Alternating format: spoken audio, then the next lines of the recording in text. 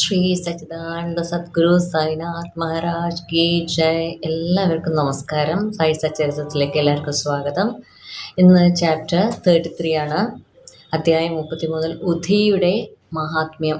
ഭസ്മത്തിൻ്റെ ബാബ എല്ലാവർക്കും ഭസ്മം കൊടുക്കാറുണ്ടല്ലോ, അത് ഇന്നും എല്ലാവരും യൂസ് ചെയ്യുന്നുണ്ട്. ബാബയുടെ അവിടുത്തെ ഉധി പല രോഗങ്ങൾക്കും മാറ്റം ഉണ്ടാവാനും അതെല്ലാം പല പല അനുഭവങ്ങളും കൊടുക്കുന്നുണ്ട് ഇപ്പോഴും. നമുക്ക് നോക്കാം ഇവിടെ എന്താ പറയുന്നിരിക്കണമെന്ന്. ഉധിയുടെ മഹാത്മ്യം. കഴിഞ്ഞ അധ്യായത്തിൽ ഗുരുവിൻ്റെ മഹാത്മ്യം വിവരിച്ചു. ഈ അധ്യായത്തിൽ ഉധിയുടെ മഹാത്മ്യം വിവരിക്കുന്നതാണ്. നമുക്ക് മഹത്തുക്കളായ ഋഷീശ്വരന്മാരെ വന്ദിക്കുക. അവരുടെ കരുണാമയമായ കടാക്ഷം കൊണ്ട് നമ്മിൽ കുന്നുകൂടിയ പാപങ്ങൾ നശിപ്പിക്കപ്പെടുമെന്ന് മാത്രമല്ല, നമ്മുടെ സ്വഭാവത്തിലുള്ള ചീത്ത വശങ്ങൾ ഇല്ലായ്മ ചെയ്യപ്പെടുകയും ചെയ്യുന്നു. അവരുടെ മനസ്സിൽ ഇത് എൻ്റെ, അത് നിൻ്റെ എന്ന വ്യത്യാസങ്ങളില്ല. അത്തരം വിവേചനങ്ങൾ അവരുടെ മനസ്സിൽ ഉദിക്കുന്നേയില്ല. അവരോടുള്ള കടപ്പാട് നമുക്ക് ഈ ജന്മത്തിൽ എന്നല്ല, മറ്റു നിരവധി ജന്മങ്ങളെ കൊണ്ടും തീർക്കാവുന്നതല്ല. മോഹൻജിയിൽ നിന്ന് ഒരുപാട് പേര് അനുഭവങ്ങൾ ഞാനടക്കം ഉണ്ടായിട്ടുണ്ട്. ഇതെല്ലാം മറക്കാനും പറ്റില്ല, അതുപോലെ തിരിച്ച് നമുക്ക് എന്തെങ്കിലും ചെയ്തു കൊടുക്കാനും കഴിയില്ല. അവരുടെ ആ ഒരു മാഹാത്മ്യം എന്ന് പറയുന്നത് വളരെ ഉന്നമനത്തിനായിട്ട് നമുക്ക് വേണ്ടിയിട്ട് പ്രവർത്തിക്കുന്ന ആളുകളാണ്. അപ്പോൾ നമുക്ക് ചെയ്യാൻ കഴിയുന്നത് ഗ്രാറ്റിറ്റ്യൂഡ്, നമുക്ക് നന്ദിയുള്ളവരായിരിക്കുക എന്നുള്ളത് മാത്രമാണ്. ഉധിയെപ്പറ്റി പറയാണ്. ബാബ പലരിൽ നിന്ന് ദക്ഷിണ സ്വീകരിക്കാറുണ്ടെന്നും അതിൽ നിന്ന് വലിയൊരു ഭാഗം ധാർമ്മിക വിഷയങ്ങളിൽ ചിലവാക്കി ബാക്കി വിറക് വാങ്ങലായിരുന്നുവെന്നും പരക്കെ അറിയാവുന്ന വസ്തുതകളാണ്. ഈ വിറക് ബാബ കെടാതെ കത്തിച്ചിരുന്ന അഗ്നിയായ ധൂനിയിലിടലായിരുന്നു പതിവ്. ഈ ധൂനിയിലെ വെണ്ണീറാണ് ഉധി. ഇത് അവിടെ വരുന്ന ഭക്തന്മാർക്ക് മടങ്ങിപ്പോകുമ്പോൾ ധാരാളമായി വാരി കൊടുക്കലുണ്ടായിരുന്നു. ഈ ഉധി കൊണ്ട് ബാബ എന്താണ് പഠിപ്പിച്ചിരുന്നത്? ഈ ലോകത്തിലുള്ള സകല സംഗതികളും വെണ്ണീറായി പോകുന്ന ക്ഷണികങ്ങളാണ്. പഞ്ചഭൂതാത്മകമായ ഈ ദേഹം എല്ലാ വ്യാപാരങ്ങളും അവസാനിപ്പിച്ച് വെണ്ണീറായി പോകുന്നു. ഭക്തന്മാർക്ക് അവരുടെ ദേഹം ഒരിക്കലും വെണ്ണീറാക്കപ്പെടുമെന്ന് ഓർമ്മിപ്പിക്കാനാണ് ബാബ ഉധി വിതരണം ചെയ്തിരുന്നത്. അപ്പോൾ നമ്മളെല്ലാം ഭസ്മമാകും എന്ന്, ചാരം ആവും എന്നുള്ളത് അറിഞ്ഞിരിക്കണം. ഉധിയിൽ കൂടെ ബാബ ബ്രഹ്മസത്യം ജഗന്മിഥ്യ എന്ന തത്വവും മകൻ, അച്ഛൻ, ഭാര്യ എന്ന ബന്ധങ്ങളൊന്നും യഥാർത്ഥത്തിൽ ഉള്ളതല്ലെന്നും പഠിപ്പിച്ചു. നാം ലോകത്തിൽ ഒറ്റയ്ക്കാണ് വരുന്നത്, പോകേണ്ടതും ഒറ്റയ്ക്കാണ്. ഉധി കൊണ്ട് പല ശാരീരികവും മാനസികവുമായ തകരാറുകൾ സുഖപ്പെട്ടതായി കാണുകയും കണ്ടുകൊണ്ടിരിക്കുകയും ചെയ്യുന്നുണ്ടെങ്കിലും ബാബ ഉധി കൊണ്ടും ദക്ഷിണ കൊണ്ടും ഉദ്ദേശിച്ചത് ഭക്തന്മാരെ യാഥാർത്ഥ്യവും മിഥ്യയും തമ്മിൽ തിരിച്ചറിയാനും അയഥാർത്ഥത്തിൽ നിസ്സംഗത്വം വളർത്തേണ്ടതാണെന്ന് പഠിപ്പിക്കാനുമാണ്. ഉധി വിവേചന ബുദ്ധിയും ദക്ഷിണ നിസ്സംഗത്വവും പഠിപ്പിക്കുന്നു. ഇത് രണ്ടുമില്ലെങ്കിൽ നമുക്ക് സംസാരസാഗരം കടക്കാനാവില്ല. അതുകൊണ്ട് ബാബ ദക്ഷിണ ചോദിച്ച് വാങ്ങുകയും ഭക്തന്മാർ ഇവിടെ വാങ്ങുമ്പോൾ ഉധി കൊടുക്കുകയും ചെയ്തു.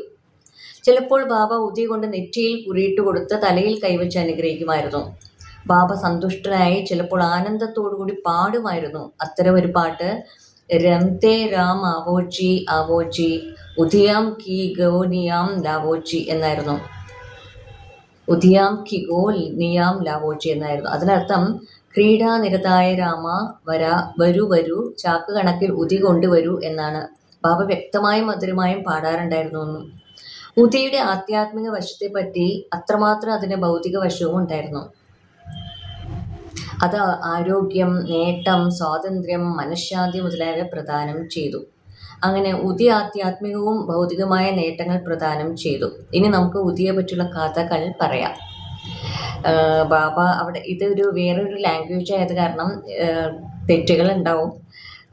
അതുകൊണ്ട് പാട്ട് ആ ഒരു ലാംഗ്വേജ് നമ്മുടെ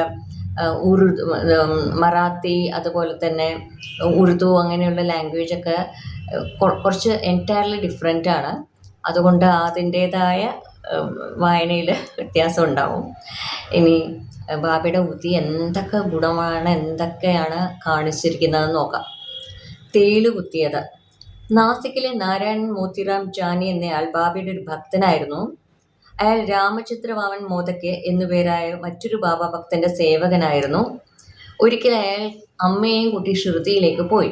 ബാബയെ കണ്ടു. അന്നേരം ബാബ അയാളോട് ഇനിമേൽ ആരെയും സേവിക്കേണ്ടതില്ലെന്നും സ്വതന്ത്രമായി കച്ചവടം നടത്തണമെന്നും പറഞ്ഞു. കുറച്ചു ദിവസങ്ങൾക്ക് ശേഷം ഈ വാക്കുകൾ സഫലീകരിച്ചു. നാരായണൻ ജാനി ജോലി ഉപേക്ഷിച്ച് സ്വന്തമായി ആനന്ദാശ്രമം എന്ന പേര് ഒരു ബോർഡിംഗ് ഹൗസ് തുടങ്ങി. ഒരിക്കൽ ഈ നാരായണൻ റാവുവിന്റെ ഒരു സ്നേഹിതനെ തേളുകുത്തി. അയാൾക്ക് ദുസ്സഹമായ വേദനയും സഞ്ചാരവും അനുഭവപ്പെട്ടു. ഈ വക കാര്യങ്ങളിൽ വേദനിക്കുന്നിടത്ത് ഉതി പുരട്ടിയാൽ സമാധാനം കിട്ടും. നാരായണ റാവു ഉദിക്ക് വേണ്ടി തിരിഞ്ഞു നോക്കിയിട്ട് ഒട്ടും കിട്ടിയില്ല.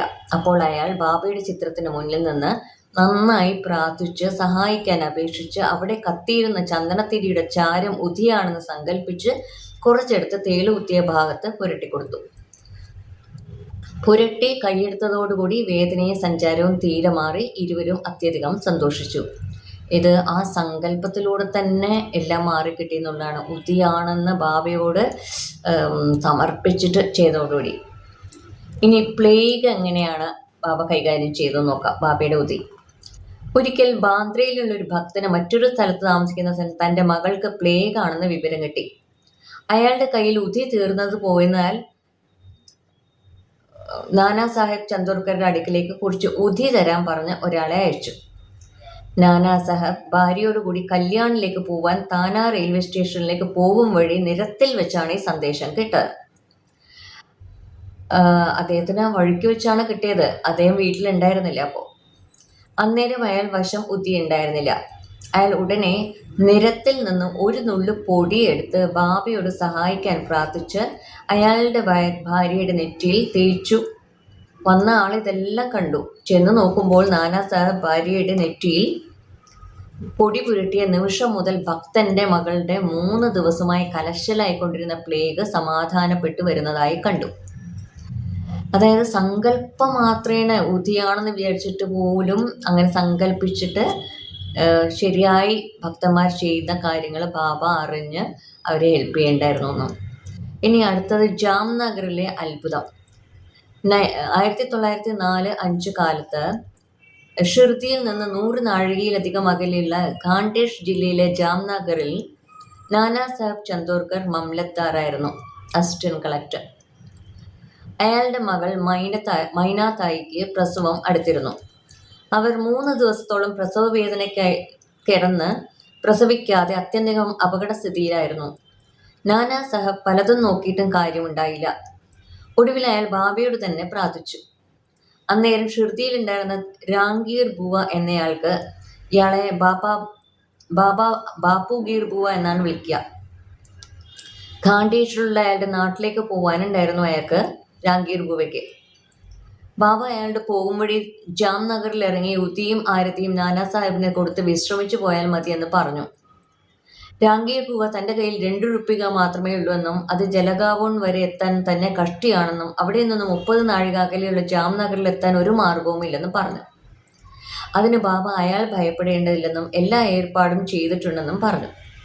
പിന്നീട് ബാബ ശ്യാമയോട് മാധവ് ആദ്കർ എഴുതിയ ആരതി ഗീതം പകർത്തി ഒരു പകർപ്പും ഉതിയും കൂടി നാനാ സാഹിബിന് കൊടുക്കാൻ രാംഗീർ ബുവയെ ഏൽപ്പിക്കാൻ പറഞ്ഞു.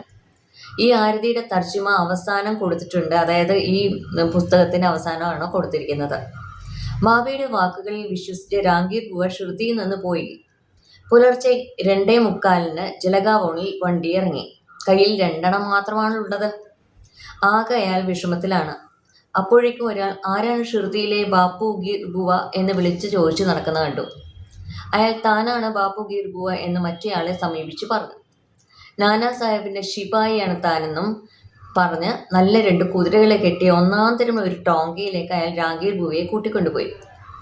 അവർ 2 പേരും കുതിരവണ്ടിയിൽ അതിശീഘ്രം പോയി പുലർച്ചയോടുകൂടി ഒരു അരുവിക്കടുത്തെത്തി. വണ്ടിക്കാരൻ കുതിരകൾക്ക് വെള്ളം കൊടുക്കാൻ കൊണ്ടുപോയപ്പോൾ ശിപായി രാംഗീർ ബുവയോട് കുറച്ച് ഭക്ഷണം കഴിക്കാമെന്ന് പറഞ്ഞു. ഒരു പൊതി എടുത്തു. അയാളുടെ താടിയും മീശയും ഉടുപ്പും എല്ലാം കണ്ടപ്പോൾ രാംഗീർ ബുവ അയാളൊരു മുസ്ലിം ആയിരിക്കുമെന്ന് സംശയിച്ച് ഭക്ഷണം കഴിക്കാൻ മടിച്ചു നിൽക്കുന്നത് കണ്ട് താൻ ഗാർവാളി ക്ഷത്രിയനാണെന്നും ഹിന്ദു ആണെന്നും ഈ ഭക്ഷണം നാനാ സാഹബ് അയച്ചതാണെന്നും ഒന്നും സംശയിക്കേണ്ടതില്ലെന്നും പറഞ്ഞു. അങ്ങനെ 2 പേരും ഭക്ഷണം കഴിച്ച് വീണ്ടും പുറപ്പെട്ടു. അധികം താമസിയാതെ അവർ ജാംനഗറിലെത്തി. രാംഗീർ ബുവ വണ്ടിയിൽ നിന്നിറങ്ങി മൂത്രമൊഴിക്കാൻ പോയി. തിരിച്ചു വന്ന് നോക്കുമ്പോൾ വണ്ടിയോ ശിപായിയോ വണ്ടിക്കാരനോ ആരും അവിടെ ഇല്ലായിരുന്നു.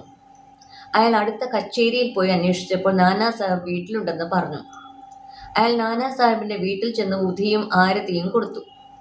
അപ്പോഴേക്കും മൈനത്തായിക്ക് സ്ഥിതി വളരെ അപകട നിലയിലായിരുന്നു.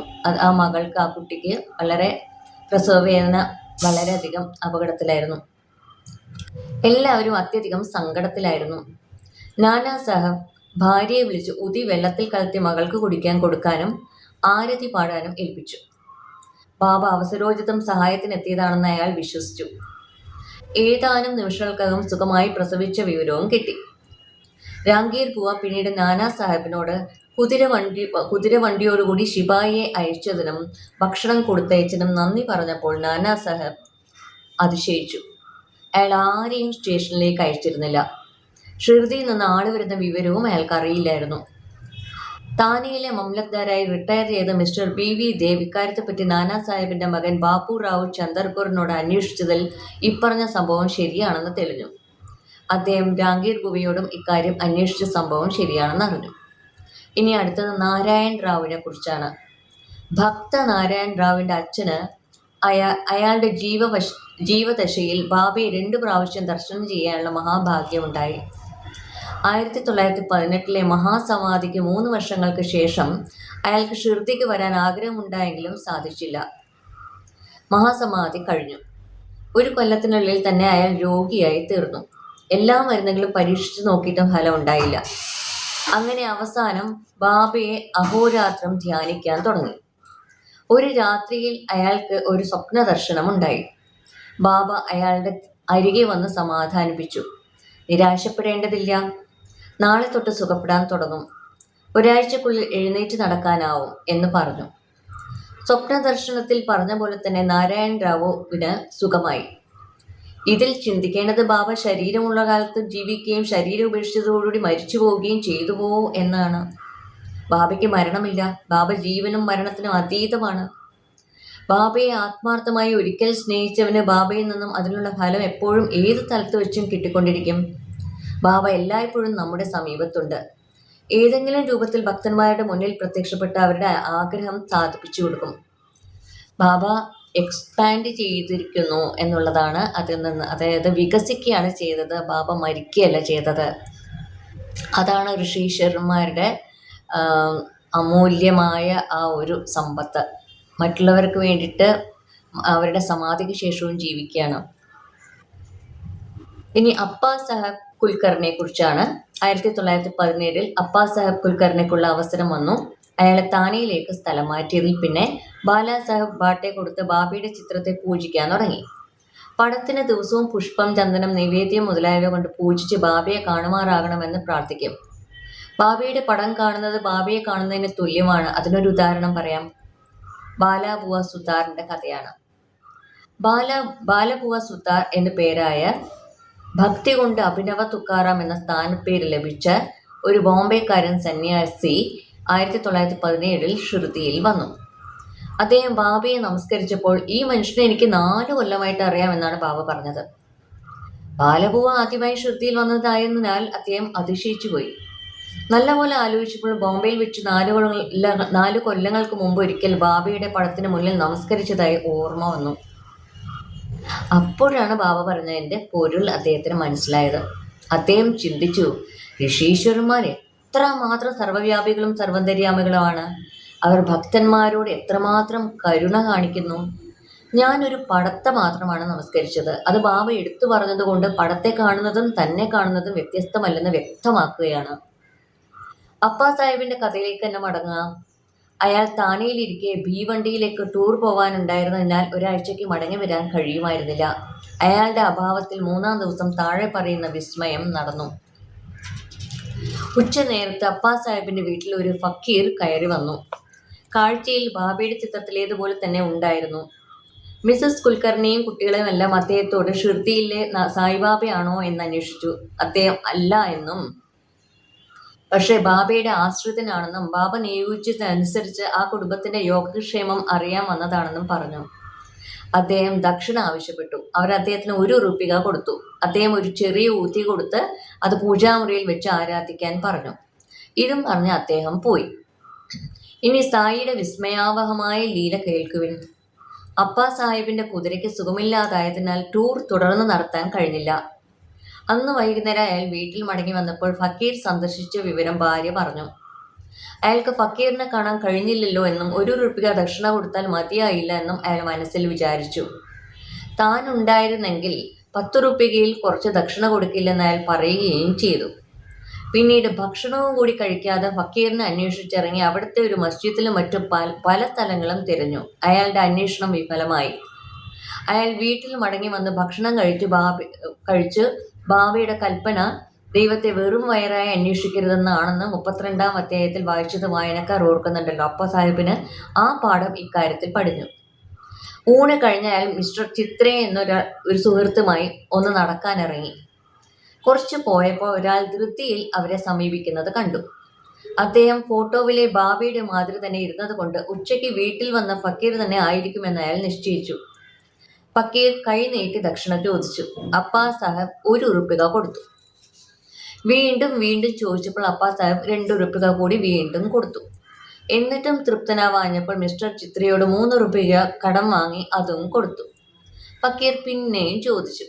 അപ്പാ സാഹിബ് അദ്ദേഹത്തോട് തൻ്റെ കൂടെ വീട്ടിലേക്ക് വരാൻ പറഞ്ഞു. അങ്ങനെ എല്ലാവരും കൂടി വീട്ടിലെത്തിയപ്പോൾ അപ്പാ സാഹിബ് 300 രൂപ കൂടി കൊടുത്തു. അങ്ങനെ ആകെ 3 റുപ്യ കൂടെ കൊടുത്തു. 300 അല്ല, 3 റുപ്യയും കൂടെ കൊടുത്തു. അങ്ങനെ ആകെ 9 റുപ്യയായി. ഫക്കീർ തൃപ്തനായില്ല. അപ്പോൾ തൻ്റെ കയ്യിൽ ഒരു 10ൻ്റെ നോട്ടുണ്ടെന്ന് പറഞ്ഞു. ഫക്കീർ അത് ചോദിച്ചു വാങ്ങി 9 റുപ്യ മടക്കി കൊടുത്തു. തലം വിട്ടു. അപ്പാ സാഹിബ് പറഞ്ഞ 10 രൂപയും വാങ്ങി ബാബ തൊട്ട് പരിശുദ്ധമാക്കിയ 9 റുപ്യ അയാൾക്ക് കൊടുക്കുകയും ചെയ്താണ് ബാബ പോയത്. 9 എന്ന അക്കം സുപ്രധാനമാണ്. അത് നവവിധ ഭക്തിയെ സൂചിപ്പിക്കുന്നു. 21-ാം അധ്യായത്തിൽ അത് പറഞ്ഞിട്ടുണ്ട്. ബാബയുടെ അവസാന നിമിഷങ്ങളിൽ ബാബ ലക്ഷ്മിബായി ഷിൻഡയ്ക്കും 9 റുപ്യയാണ് കൊടുത്തത്. അപ്പാ സാഹിബ് ഉദിയുടെ പൊതി തുറന്നു നോക്കിയപ്പോൾ അതിൽ കുറച്ച് പുഷ്പവും അക്ഷതവും കൂടി ഉള്ളതായി കണ്ടു. പിന്നീട് കുറച്ചു കാലം കഴിഞ്ഞ് ബാബയെ ഷിർദിയിൽ വെച്ച് കണ്ടപ്പോൾ അദ്ദേഹത്തിൻ്റെ ഒരു തലനാരിഴയും അയാൾക്ക് കിട്ടി. അയാൾ ഉദിയുടെ പൊതിയും മുടിനാരും ഒരു തകിടിലാക്കി ദേഹത്തിൽ ധരിച്ചു. അപ്പാ സാഹിബിന് ഉദിയുടെ ശക്തി മനസ്സിലായി. അയാൾ സമർത്ഥനായിരുന്നെങ്കിലും തുടക്കത്തിൽ 40 റുപ്യയെ ശമ്പളം കിട്ടിയിരുന്നുള്ളൂ. പക്ഷേ ബാബയുടെ ഉദിയും പടവും കിട്ടിയതിൽ പിന്നെ ഈ 40ൻ്റെ എത്രയോ ഇരട്ടി ശമ്പളം വർദ്ധിക്കുകയും വളരെയധികം സ്വാധീനമുള്ള ആളാവുകയും ചെയ്തു. അയാൾ ആധ്യാത്മികമായും ഉയർന്നു. അതുകൊണ്ട് ബാബയുടെ ഉതി കിട്ടാൻ ഭാഗ്യമുള്ളവർ കുളി കഴിഞ്ഞ് അത് നെറ്റിയിൽ തൊട്ട് കുറച്ചെടുത്ത് വെള്ളത്തിൽ കലർത്തി തീർത്ഥമായി കഴിക്കുകയും വേണം. ഇനി ഹരിബാവു കാർണിക്കിന്റെ കഥയാണ്. 1917 ഗുരു പൗർണമി ദിവസം താന ഡിസ്ട്രിക്റ്റിലെ ഹാനുവിൽ നിന്ന് ഹരിബാവു കാർണിക് എന്ന ഒരാൾ ഷിർദിയിൽ വന്ന് ബാബയെ ഉപചാര പുരസ്സരം പൂജിച്ചു. അയാൾ വസ്ത്രങ്ങളും ദക്ഷിണയും എല്ലാം വഴിപാടായി കൊടുത്ത് ശ്യാമയോട് പറഞ്ഞ് ബാബയുടെ അനുമതി വാങ്ങി മസ്ജിദിന്റെ ഒതുക്ക് ഇറങ്ങി. അപ്പോൾ അയാൾക്ക് 1 റുപ്യ കൂടി ദക്ഷിണ കൊടുക്കണമെന്ന് തോന്നി. വീണ്ടും ഒതുക്ക് കയറാൻ നോക്കിയപ്പോൾ ശ്യാമ അയാളോട് ബാബ പോയിക്കൊള്ളാൻ സമ്മതിച്ചതിനാൽ പിന്നീട് അങ്ങോട്ട് കയറരുതെന്നും ഉടനെ പോകണമെന്നും പറഞ്ഞു. അയാൾ വീട്ടിലേക്ക് മടങ്ങി. വഴിക്ക് വെച്ച് നാസിക്കിലെ കാലരാമ ക്ഷേത്രത്തിൽ അയാൾ ദർശനത്തിന് പോയപ്പോൾ അവിടെയുണ്ടായിരുന്ന യോഗി നരസിംഹ മഹാരാജ് ശിഷ്യന്മാരെ വിട്ടുവന്ന് ഹരിബാബുവിൻ്റെ കൈപിടിച്ച് എൻ്റെ 1 റുപ്യ തരൂ എന്ന് പറഞ്ഞു. കാർണിക് സന്തോഷത്തോടെ 1 റുപ്യ കൊടുത്തു. സിദ്ധന്മാർ ഒറ്റക്കെട്ടാണെന്നും ബാബ ഈ മാർഗത്തിലൂടെ ബാബയ്ക്ക് കൊടുക്കാൻ നിശ്ചയിച്ച് 1 റുപ്യ വസൂലാക്കിയതാണെന്നും അയാൾക്ക് മനസ്സിലായി. എല്ലാ ഋഷീശ്വരന്മാരും ഒന്നാണ്. അവരുടെ പ്രവർത്തന രീതിയും ഒന്നാണ്.